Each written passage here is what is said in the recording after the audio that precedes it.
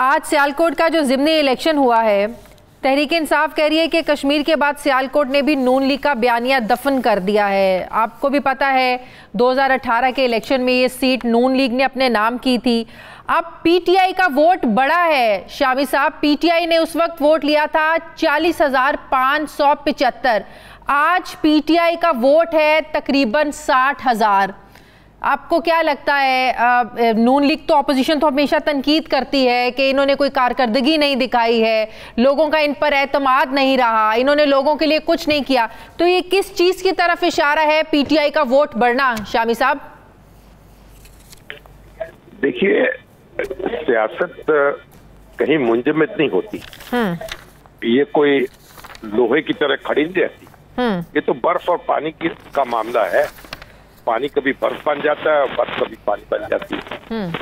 और जाहिर है कि पीटीआई ने मेहनत की है, अच्छा उम्मीदवार चुना है, उसके पास वसाइल भी थे और जोशो खरोश से काम किया है और उनको कामयाबी मिल गई है।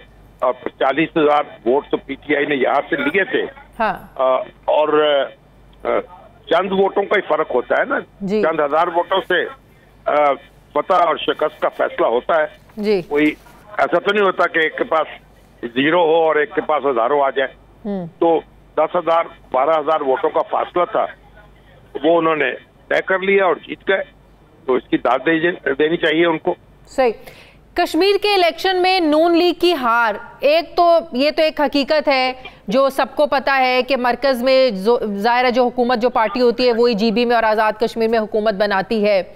लेकिन जो कहा जा रहा है कि कश्मीर में जो एक बयानिया अपनाया मरियम नवाज़ ने, और ये भी अंदर की जो बड़ी कहानियां खुलकर सामने आ रही हैं कि शहबाज शरीफ साहब इसलिए खामोश हैं क्योंकि मरियम नवाज़ जो बयानिया लेकर चल रही थी कश्मीर इलेक्शन से, वो इससे खुश नहीं थी।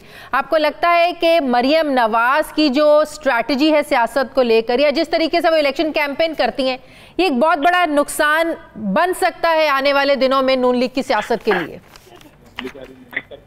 देखिए, मुस्लिम लीग नून ने 25% से कुछ ज्यादा वोट हासिल किए हैं आजाद कश्मीर में, और पीटीआई को 32% के करीब वोट मिले हैं।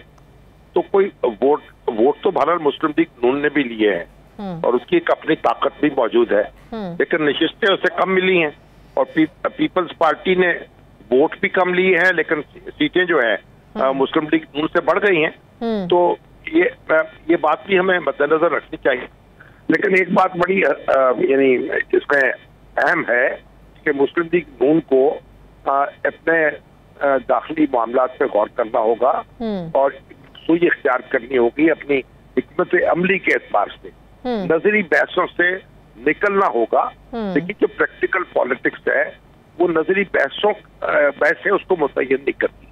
तो अगर आप नजरी बहसों में उलझ के रह जाए तो फिर जमीनी हकायक जो है बाद वक़ात उनसे सर्वे नजर कर देते हैं और उसका खमियाजा आपको भुगतना पड़ता है। तो मुस्लिम लीग नून के लिए भी वक्त आ गया है तो सारे मामलात पर गौर करे और अपने इन सारे मामलात पर गौर करके एक पेज पर तभी इकट्ठा हुआ जा सकता है जब चचा और भतीजी एक पेज पर हों। तो ये तो आपको ये तो कहीं से नहीं लग रहा कि शहबाज शरीफ साहब की तर्ज सियासत और है, मरियम नवाज साहबा की सोच और है। वो अच्छा क्राउड तो इकट्ठा कर लेती हैं, बड़े बड़े जलसे करने में कामयाब हो जाती हैं, लेकिन एंड द रिजल्ट जब हम देखते हैं तो वो वोट की सूरत में, अच्छे वोट की सूरत में नहीं निकलता। देखिए, हजूम की भी जरूरत होती है।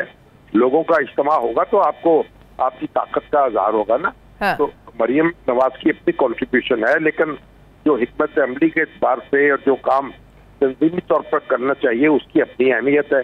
आप ये जो यानी सियासत जो है वो सिर्फ इस तरह नजरियात के सहारे तो नहीं चलती। यानी नजरियात भी आप सिर्फ यानी आप ये कहें कि आप उन बहसों में उलझे रहे, तो बहसों से ऊपर उठ के आपको देखना चाहिए कि आप परफॉर्मेंस क्या दिखा रहे हैं, लोगों को अपनी तरफ क्या अट्रैक्ट कर रहे हैं, लोग आपसे क्या तवक्को कायम करें।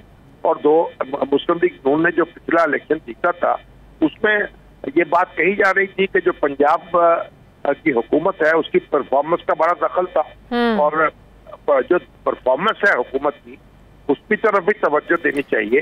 और अगर उसको मौजू बनाया जाए तो जो मौजूदा हुकूमत की परफॉर्मेंस है उसमें बहुत कुछ बड़े सवालात उठते हैं। बिल्कुल आप ठीक कह रहे हैं, लेकिन दूसरी तरफ हकीकत यह है कि सिवाय सिंध के तहरीक इंसाफ पूरे मुल्क की जमात बन गई है शामी साहब। अब उनका फोकस है सिंध की तरफ। सिंध के लिए बड़ी प्लानिंग हो रही है अगले इलेक्शंस के लिए। तो ये सवाल है मेरा आपसे कि क्या तहरीक इंसाफ, इमरान खान अपने तर्ज सियासत से पीपल्स पार्टी का वोट तोड़कर सिंध के अवाम को अपनी तरफ मतवज्जे करने में कामयाब हो सकते हैं? देखिए, इमरान खान साहब की बड़ी लंबी स्ट्रगल है।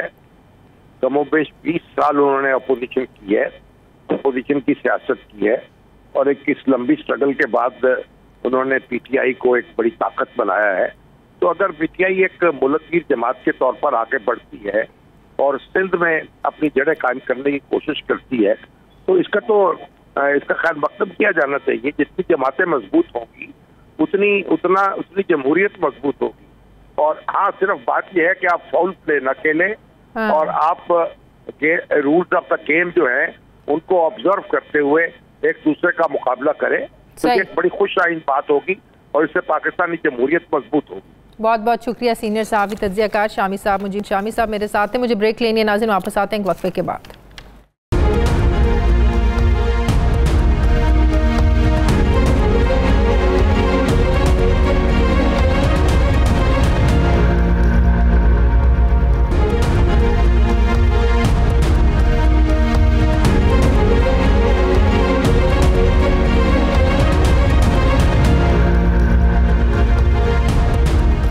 ब्रेक के बाद एक बार फिर से आपको खुशामदीद कहते हैं। नाज़रीन, इस वक्त पूरा मुल्क कोरोना की चौथी लहर की लपेट में है।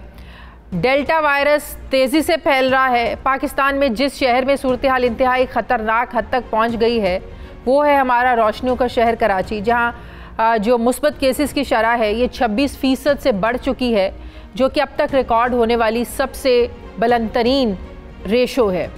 कोरोना के बढ़ते केसेस की वजह से जहां अस्पतालों में बहुत ज़्यादा प्रेशर बढ़ रहा है, वहीं सिंध कोरोना टास्क फोर्स की तरफ से ये बताया जा रहा है कि कराची के अस्पतालों में कोरोना के 85% मरीज़ वो हैं जिन्होंने अभी तक वैक्सीन नहीं लगवाई है। कोरोना वायरस के बढ़ते केसेस के तनाजुर में सिंध हुकूमत ने भी कोरोना SOPs पर अमल दरामद करवाने के लिए पाबंदियों को सख्त कर दिया है। इस वक्त सिंध भर में कारोबारी औकात जो है ये सुबह 6 से शाम 6 बजे तक कर दिए गए हैं। रेस्टोरेंट्स में इंडोर आउटडोर खाने पर पाबंदी है। सूबे भर में स्कूलों को 31 जुलाई तक बंद रखने का हुक्म दिया हुआ है। सिंध हुकूमत ने वैक्सीनेशन ना करवाने वाले अफराद की मोबाइल सिम्स को मरहलावार बंद करने के लिए PTA हुकाम को ख़त भी लिखा है।